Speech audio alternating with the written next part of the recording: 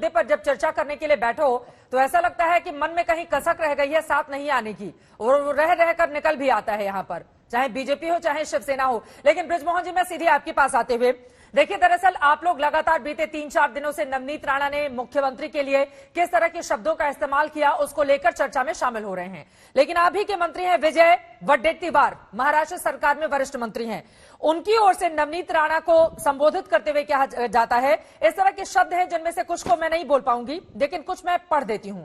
अरे तेरे बाप का क्या जाता है, तुझे जो बोलना है बोल, जहां पढ़ना है जाके पढ़, लेकिन नहीं, उद्धव ठाकरे को बोलना चाहिए। तेरे बाप का नौकर है क्या? ऐसे नीच चोटे 2 गालियों का इस्तेमाल, गंदी गालियों का इस्तेमाल किया है, उसको मैं नहीं पढ़ूंगी। ने लोग इस देश में हैं और आपस में झगड़ा करवाने के लिए हनुमान चालीसा का पाठ कर रहे हैं। सर, ये किसी मंत्री की भाषा है? ये किसी ऐसी राजनीति आगे बढ़ेगी महाराष्ट्र की? एक सांसद के लिए, एक विधायक के लिए इस तरह के शब्दों का इस्तेमाल किया जा रहा है और हिंदुत्व की परिभाषा सिखाई जा रही है। देखिए, राष्ट्रवादी कांग्रेस पार्टी उनके इन शब्दों का कोई समर्थन नहीं करती। ठीक है, उन्होंने जो मुद्दे उठाए वो मुद्दे गंभीर हैं, लेकिन जो शब्दावली है वो एक गरिमापूर्ण और राष्ट्रवादी कांग्रेस पार्टी की छवि के अनुरूप होना चाहिए, ये मैं बिल्कुल कहना चाहता हूं। जहां तक बात इस मुद्दे पे, मांगनी चाहिए उनको इस तरह के शब्दों के लिए। देखिए, उन्होंने चूंकि पार्टी से पूछ के बयान नहीं दिया है, ये व्यक्तिगत उनकी राय होगी और व्यक्तिगत रूप से वो तय कर लेंगे। वो बहुत ही परिपक्व राजनेता हैं, तो अगर उनको ऐसा लगेगा कि ऐसा करना है तो कर लेंगे। मेरे को इसमें कोई अपनी तरफ से सलाह देने की जरूरत नहीं है। लेकिन मैं एक बात, अभी मैं सब आदरणीय जो भी प्रबुद्ध हैं जिन्होंने कि पूरा एकदम से धर्म का प्रवचन यहाँ किया, मैं तो इतना धार्मिक प्रवचन नहीं कर सकता, लेकिन मैं एक बात कहना चाहता हूँ कि राष्ट्रवादी कांग्रेस पार्टी इस देश के संविधान के लिए और इस देश में बनाए गए नियम कायदों के प्रति सम्मान रखती है और हमारा आचरण, हमारी सारी कार्यप्रणाली उसी बात को ध्यान में रख के होती है। उससे बाहर जाकर हम ना इसको हिंदुत्व के नजरिए से देखते हैं, ना हम इसको मुसलमानों के नजरिए से देखते हैं। हमारा नजरिया विशुद्ध रूप से किसका है बृजमोहन जी? मैंने कहा ना कि हम इसको, बड़ा वाला हिंदुत्व किसका है? ज्यादा बड़ा विशाल हिंदुत्व। जी चित्रा जी, मैंने आपसे कहा ना, हमारा जो चश्मा है, राष्ट्रवादी कांग्रेस पार्टी का जो चश्मा है, वो सिर्फ और सिर्फ हमारे संविधान और हमारे बनाए गए नियम कायदों तक है। क्या है, कौन बड़ा है, कौन छोटा है, किसका हिंदुत्व बड़ा है, ये हमारे लिए मुद्दा ही नहीं है। हमारा मुद्दा विशुद्ध रूप से संविधान के प्रति और हमारी पूरी जिम्मेदारी, और हमारे राष्ट्रवादी पार्टी के सभी नेता संविधान के प्रति अपने आप को जिम्मेदार महसूस करते हैं। तो जब मुख्यमंत्री कहते हैं कि कुछ लोगों के पेट में एसिडिटी हो गई है, उन्हें कोई काम ही नहीं है, बिना काम के भोंगे बजाना उनकी आदत पड़ गई है, हमारा हिंदुत्व ज्यादा बड़ा है, उनका हिंदुत्व ढोंग है, किसके लिए बोल रहे हैं फिर वो? ठीक है, देखिए, आदरणीय उद्धव ठाकरे साहब ने यदि कोई बात की है तो वो प्रदेश के मुख्यमंत्री हैं, वो बहुत ही गंभीर राजनेता हैं।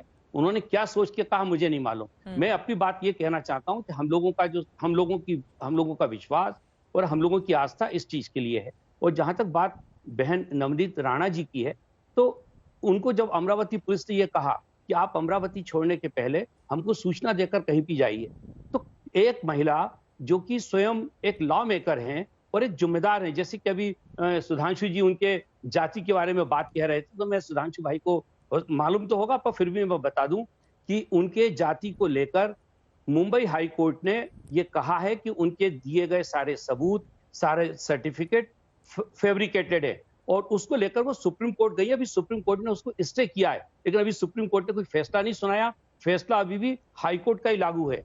तो मैं ये कहना चाहता हूं कि उनकी जाति को लेकर आप अनावश्यक रूप से कोई बात ना कहें तो बेहतर होगा, क्योंकि हो सकता है कि कल सुप्रीम कोर्ट ने अगर हाई कोर्ट के आदेश को अपहोल्ड कर लिया तो फिर सुधांशु जी को ही अफसोस होगा कि उन्होंने जाति की बात गलत की थी। मैं दूसरी बात में कहना चाहता हूं कि सुधांशु जी को बड़ी तकलीफ है कि शिवसेना कांग्रेस और एनसीपी के साथ काम कर रही है, और चूंकि इनके साथ काम कर रही है तो शिवसेना ने अपनी विचारधारा को छोड़ दिया। शायद सुधांशु जी को देखना चाहिए था कि आदरणीय महबूबा मुफ्ती जी के साथ जब उन्होंने सरकार बनाई थी तो क्या उन्होंने हिंदुत्व को छोड़ दिया था? अगर उन्होंने छोड़ दिया था तो शिवसेना से उनका प्रश्न करना वाजिब है। पर यदि वो अपनी वहां पर महबूबा मुफ्ती साहब के साथ सरकार बनाने के उपरांत भी उन्होंने अगर अपनी विचारधारा नहीं छोड़ी तो उनको ऐसा क्यों लगता है जवाब कि शिवसेना इस मामले में पीछे रह जाएगी? हाँ। तीसरी बात में जो एक बात में और कहना चाह रहा था, सुधांशु जी ने किरीट सोमैया जी की बात की, तो मैं देश को बताना चाहता हूं कि किरीट सोमैया जी के ऊपर जिन लोगों ने वहां पर अटैक किया था उसमें शिवसेना के पूर्व महापौर भी थे, उनकी भी गिरफ्तारी की है मुंबई पुलिस ने, क्योंकि मुंबई पुलिस पूरी तौर से निष्पक्ष होकर काम कर रही है। ठीक है। वो उस किसी भी व्यक्ति को नहीं छोड़ेगी जो कानून का उल्लंघन करेगा या कानून का की उल्लंघन करने अवहेलना वाले करेगा। हर व्यक्ति के खिलाफ दूसरा, कार्रवाई की जा रही है। बस ठीक है प्रिया सर, जी, मैं जवाब ले लेती हूँ। विशाल मिश्रा भी इंतजार कर रहे हैं। जल्दी से सुधांशु जी, जब आप लोग महबूबा मुफ्ती के साथ सरकार बनाते हैं तो आपका हिंदुत्व जिंदा रहता है, वो एनसीपी और कांग्रेस के साथ चले गए तो उनका हिंदुत्व आपको खोखला दिखाई देने लगा। हाँ, वो भी जवाब देता हूं। पहले तो मैं कह दूं, ब्रजमोहन जी ने जो कहा ना कि कार्रवाई की इसलिए कि मान्यवर ब्रजमोहन जी, जिसके पास जेड सिक्योरिटी होती है, उसके ऊपर हमला होता है तो स्थानीय पुलिस की जिम्मेदारी हो जाती। उनकी मजबूरी थी कार्रवाई नहीं करना, वरना नौकरी पे बात आ जाती। अब ये मजबूरी हो गई, किया है, मतलब कोई बड़ी सदाशयता उदारता से नहीं ये भी तो कह दिया कि और पुलिस दूसरा मैं निष्पक्ष एक और बात बताता हूं, मैंने एक बात टेक्निकल बात शब्द बताइए, पुलिस के लिए टेक्निकल कहा बात जा रहा है। बताइए। जेड सिक्योरिटी वाले आदमी पे कहना अगर कि हमला हो निष्पक्ष जाता है थाने क्या के सामने, सुधांशु जी, तो छोटे दिल से संबंधित बात पुलिस करते के हैं आप। ऊपर भारी अरे रिस्पॉन्सिबिलिटी पुलिस फिक्स को हो तो जाती है। अप्रिशिएट कर दीजिए, हमारी सरकार छोटा का नहीं, कुछ मैंने भी बोलती है, टेक्निकल पुलिस बात को की। तो अप्रिशिएट कर दो। अच्छा, क्या छोटा कर रही दिल है तो आप? हम आपसे, अरे भाई आप बोल रहे थे, मैंने कोई डिस्टर्बेंस नहीं किया। वो कह रहे हैं उनकी पुलिस की तारीफ कर दीजिए सुधांशु जी। वो कह रहे हैं हमारी पुलिस की तारीफ कीजिए, महाराष्ट्र पुलिस की।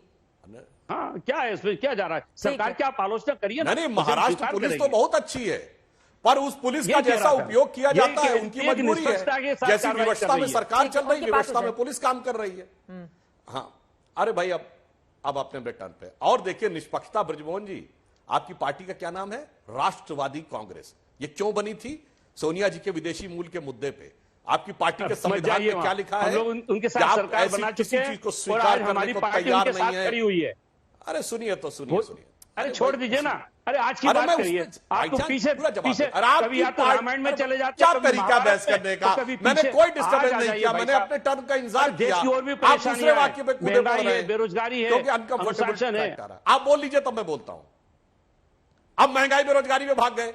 ये देखिए, आपने अपने टर्न पे बोलिए मान्यवर, हम उसका भी उत्तर देंगे। आप जो जो कह रहे हैं, महबूबा मुफ्ती, महंगाई, बेरोजगारी, सबका उत्तर दूंगा। पर पहले मैं बता दूं, राष्ट्रवादी कांग्रेस के संविधान में लिखा है कि वो किसी ऐसे व्यक्ति का नेतृत्व स्वीकार नहीं कर सकते जो विदेशी मूल का है। इसलिए कांग्रेस से हटकर राष्ट्रवादी कांग्रेस बनी। पर 3 बार सरकार महाराष्ट्र में चलाई, फिर भी राष्ट्रवादी कांग्रेस है। केंद्र में मिलकर सरकार चलाई, फिर भी राष्ट्रवादी कांग्रेस है। और आकर हमसे कह रहे हैं कि नीतियों से समझौता। अपना संविधान बदल दीजिए ना। अब कह दीजिए संविधान में चेंज। अब राष्ट्रवादी कांग्रेस वाला गया, वो पुरानी बात हो गई, 99 वाली बात। खैर, अब महबूबा मुफ्ती जवाब देता हूं। मान्यवर, जब हमारी महबूबा मुफ्ती के साथ सरकार थी, उस समय महबूबा मुफ्ती का एक बयान बताइए जो उन्होंने आतंकवादियों के पक्ष में दिया हो। उनके साथ सरकार रहते हुए ना हमने हुर्रियत के नेता से बात की, नंबर 2 ना उन्हें पाकिस्तान से बात करने दी। महबूबा मुफ्ती के साथ सरकार रहते हुए हुर्रियत के नेताओं पर ईडी के केस दर्ज हुए। महबूबा मुफ्ती के साथ सरकार रहते हुए उनके ऊपर एनआईए के मुकदमे दर्ज हुए। वो दिल्ली में पेशी के लिए आते थे। ये महबूबा और मसर्रत आलम, जो कि कांग्रेस की सरकार के समय में कागज खो गए थे कश्मीर में, तो बाहर चला गया था। महबूबा मुफ्ती की सरकार रहते हुए 48 घंटे में अंदर आया। और आपके यहाँ शिवसेना की सरकार रहते हुए 5 घर में संतों की हत्या हो गई। मुफ्ती की विचारधारा हो गई थी, ठीक यही है। कहना चाहते हैं। और ठीक है, किसकी विचारधारा बदल रही है, किसकी बनी हुई है, सवाल का जवाब हम लेंगे। लेकिन आदित्य ठाकरे राजधानी दिल्ली में महाराष्ट्र सरकार के मंत्री, जल्दी से सुधांशु जी अपनी बात पूरी कर लें, उसके बाद आदित्य ठाकरे ने क्या कहा है हनुमान चालीसा विवाद पर सुनाएंगे। जल्दी से बस पूरी बात है। बात पूरी करें। सुनिए, एक लाइन में कह देता हाँ, हूं। जल्दी से। ब्रजमोहन जी, हमने कई विरोधी विचारधारा के दलों से गठबंधन किया। जम्मू कश्मीर में पीडीपी के साथ, उत्तर प्रदेश में बसपा के साथ, जेडीएस के साथ, कर्नाटक में, तमिलनाडु में डीएमके के साथ, पर किसी एक के साथ भी अपना मुख्यमंत्री बनाने के लिए नहीं किया। यूपी में हमारे 177 थे, मायावती 67 मुख्यमंत्री उनको बनाया। कर्नाटक में जेडीएस में 84 हमारे 40 जेडीएस के, हमने राष्ट्र के हित में उनको साथ में लेने के लिए किया। मगर अफसोस कि शिवसेना ने बड़प्पन की बात करते इतना छोटापन दिखाया कि मुख्यमंत्री बनने के लिए विचारधारा को छोड़ दिया। शिवसेना को मुख्यमंत्री का पद दिया, वो हमने पद नहीं दिया है, वो उनका अधिकार था। उनके अधिकार के तहत हम लोगों ने शिवसेना के, ठीक है, चलिए अब जरा ज्यादा इतिहास में नहीं जाते हुए मौजूदा वक्त में रहते हैं।